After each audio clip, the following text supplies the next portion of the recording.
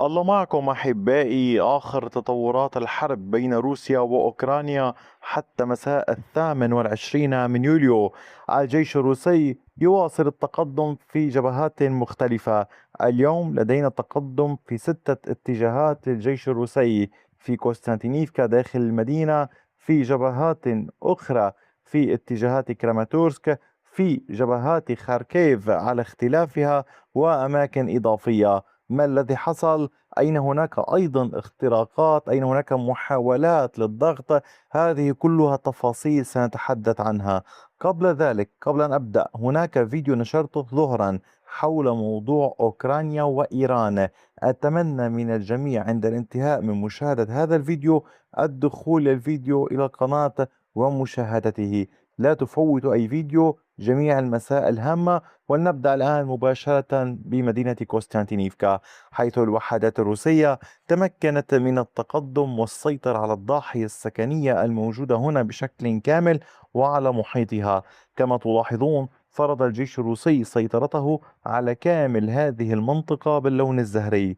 هذه المنطقة كانت رمادية. الوحدات الروسية حسمت السيطرة فيها عبر التقدم، وكان هذا التقدم بعمق 1.5 كيلومتر، بعرض أكثر من كيلومتر. حاليا الاشتباكات تدور في المنطقة المحيطة، حيث تحولت هذه المساحة إلى منطقة رمادية. الوحدات الروسية تحاول القيام بعمليات باتجاه هذه المنطقة، الضغط قدر الإمكان عليها.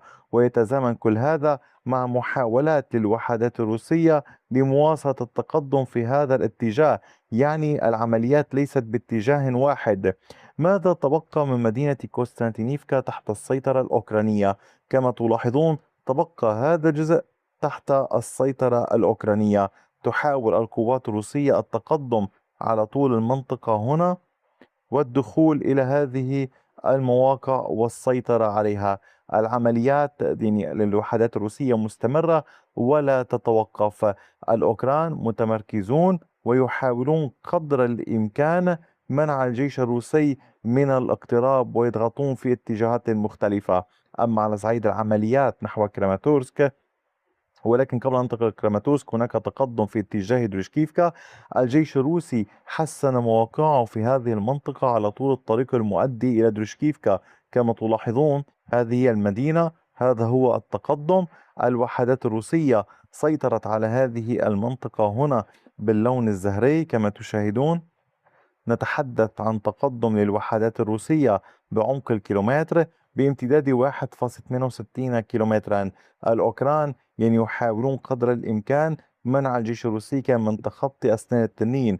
الجيش الروسي تخطاه. العمليات مستمرة للسيطرة على تمركز الوحدات الأوكرانية في هذه المنطقة وفي المساحات المفتوحة، حيث تخوض معركة. كما تلاحظون، اليوم الجيش الروسي كما أشرنا في فيديو سابق يتحرك على طول المنطقة نحو درشكيفكا. فهل ستنجح القوات الروسية بذلك، أم ستستطيع القوات الأوكرانية التصدي مستخدمة خط الدفاع الموجود في كامل هذه المنطقة وانتشار وحداتها في مختلف المساحات المفتوحة أو البلدات والقرى؟ هذا أمر هام للغاية. العمليات في هذه المنطقة لا تهدأ، والوحدات الأوكرانية المنتشرة هنا، أعود أذكركم بأمر هام للغاية. الأوكران كانوا قد نشروا الكثير من الوحدات القوية هنا، ألوية ذات عتاد حديث في هذا الاتجاه لمنع القوات الروسية من التحرك. وأيضا كان يستخدمها الأوكران في عمليات هجومية، وهذا مرهام يجب معرفته. أما على صعيد العمليات نحو كراماتورسك، كان الجيش الروسي قد تقدم بداية في محيط نوفو ماركوفي، هنا إلى غرب القناة المائية. هذه هي القناة المائية كما تلاحظونها. تقدم الجيش الروسي، سيطر على كامل هذه المساحة باللون الزهري. عمق التقدم للوحدات بلغ 1.25 كيلومتر بامتداد 1.82 كيلومترا. العمليات في هذا الاتجاه مستمرة.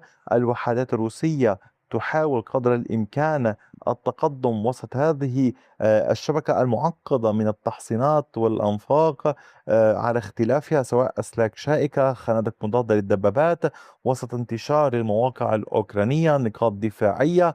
هذا الأمر ليس سهلا في ظل وجود مسيرات، في ظل طبيعة أيضا ليست بالسهلة. يعني المعركة فعلا قوية بين الروس والأوكران في هذه الجبهة.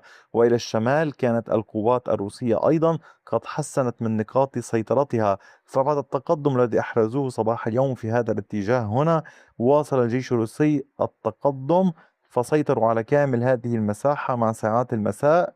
كان التقدم بعمق الكيلومترين وامتداد نحو كيلومترين وربع أكثر بقليل. العمليات الروسية كما أشرنا مستمرة في هذه المنطقة. الهدف الضغط على كامل المواقع الأوكرانية، ولكن تلاحظون يعني أن المواقع الأوكرانية والتحصينات كثيفة.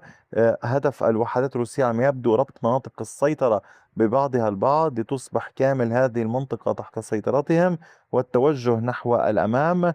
عندما نتحدث على الأمام أو نحو الأمام يكون غربا باتجاه كراماتورسك، كما هو الحال في هذه المنطقة.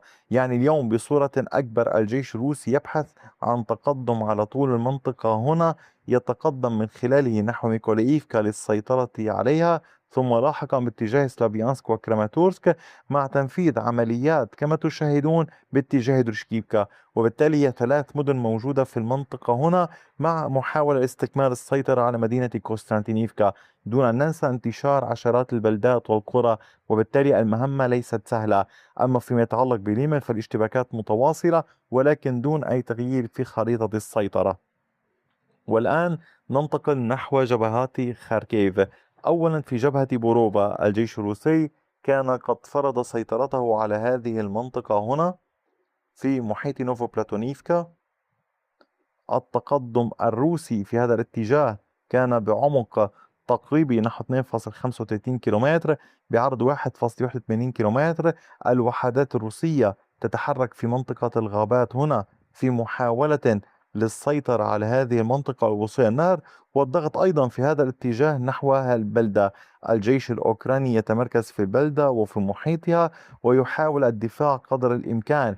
يحاول أن تبقى هذه المنطقة نوعا ما قريبة من حيث يوجد الجيش الأوكراني في هذه المساحة. وطبعا شرحت عدة مرات موضوع الأنهر، يحاول قدر الإمكان البقاء على مقربة من هذه المنطقة لمواصلة الدفاع، حماية بوروفا ومواصلة الهجوم ومحاولة منع حصار الجيش الأوكراني بشكل كامل، ويبقى نوعا ما خطوط الإمداد أقرب بشكل ما. أما على صعيد العمليات باتجاه جبهة فولشانسك ضمن مقاطعة خاركيف، ففي هذه المنطقة بالقرب من بيليكولودياز وحدات الفرقة 127 من الجيش الروسي تواصل التقدم نحو هذه البلدة. التقدم كان على كامل هذه المساحة باللون الزهري. عمق التقدم وتثبيت نقاط السيطرة كان 1.61 كيلومتر، بامتداد نحو 4 كيلومترات على طول المنطقة من هنا إلى هنا. الوحدات تواصل عمل ومجموعات الاستطلاع تعمل بشكل مكثف على القيام بعمليات اختراق. لا صحة لسيطرة القوات الروسية على هذه البلدة. وحدات الفرقة 127 تواصل عمل بشكل مكثف، فيما وحدات الفرقة 71 تواصل العمل في هذه المنطقة بمحيط فولوخيفسكي وتتحرك بشكل كبير. أما وحدات التشكيلات العسكرية الروسية الأخرى مثل الفرقة 69 من الجيش الروسي تواصل عمل في هذا القطاع. وبالتالي هناك تنسيق بين الفرق العسكرية بين الأفواج على اختلافها للعمل في هذا القطاع ككل في محيط فولشانسك. هذه هي أحبائي التطورات في فولشانسك. أما على صعيد العمليات ما نتحدث عن جبهات دوبروبيليا وزابوروجي، الجيش الروسي يحاول القيام بعمليات اختراق في شمال تيرنيفاتي، والجيش الأوكراني يحاول القيام بعمليات اختراق باتجاه ريبني وباتجاه إسبينيفكا. العمليات لا تزال مستمرة في هذه القطاعات للطرفين، وطبعا أي تفاصيل إضافية أوافيكم بها لاحقا. فتأكدوا من متابعة القناة، مشاركة الفيديوهات ليستفيد أصدقائكم ربما قد لا تظهر لديهم الفيديوهات. ساعدوهم على الاستفادة من هذه المعلومات. وشكرا على وقتكم الثمين، وإلى اللقاء.